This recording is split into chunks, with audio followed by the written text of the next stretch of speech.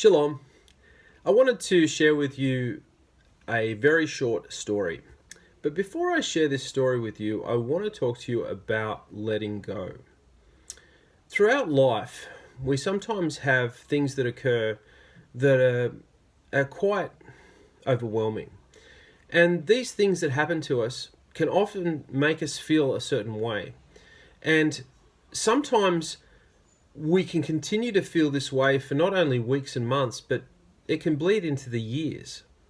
And we can continually find ourselves churning over this and pining over what could have been, what has been, and what we could have done differently, and continuing to go over the same ground over and over again in our minds, and in a way causing ourselves a huge blockage in being able to grow and move forward. Have you ever caught up with an old friend? Maybe it was an old school buddy, and quite a few years had passed between the time that you last saw them. And as you sat down to speak with them, you noticed something very odd about the encounter. Upon reflection, after the conversation, you put it down to the fact that the person didn't really seem to have any noticeable change in them at all. Their attitude was the same, their conversation was the same, their outlook was the same, and there was just really nothing new about the person. And if anything, they just seemed the same, but maybe a bit more miserable than they were when you saw them last. It's not that you're being judgmental, but you thought deeply about what was disturbing about the conversation. And this story that I want to share, it's about a rabbi who is on an enormously long train journey. And he's sharing a cabin and sitting opposite a Gentile man who is continually complaining about how thirsty he is. Throughout the entire, for the first 2 hours of the train journey, he's continually saying, "I am so thirsty. I can't believe how thirsty I am. I've never been this thirsty before. I think if this thirst continues, I may not make this journey. I can't believe how thirsty I am. I am so thirsty." Anyway, after hours and hours of this, the rabbi finally had enough. At the next train stop, the rabbi rushes off onto the platform, runs into the station master, pleads with him for a jug of water. He gets given the jug of water and he runs onto the train and he gives it to the Gentile, who says thank you and drinks down the jug of water.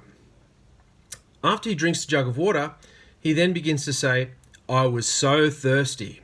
I was so thirsty. I can't believe how thirsty I was. You know what? I've never been that thirsty before." And on and on and on. And this is what I'm talking about.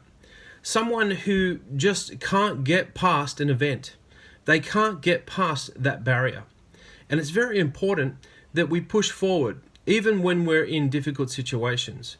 Because if we don't push forward, we'll keep getting the same results, and we'll keep getting the same situations and the same going around the mountain, if you will, around the same particular issue. And there'll be minimal to no growth whatsoever.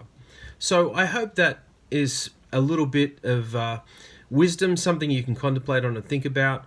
Are you a person that has difficulty moving forward and getting over things, and seems to be just sort of stuck in this one place?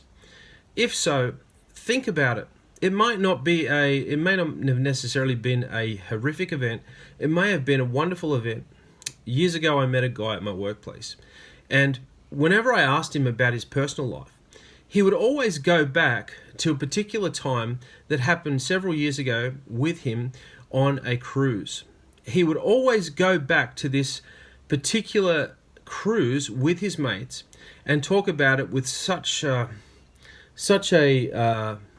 fondness and affection, and he really never talked about anything else. So it dawned on me that the cruise that he went on was kind of the peak of this gentleman's life.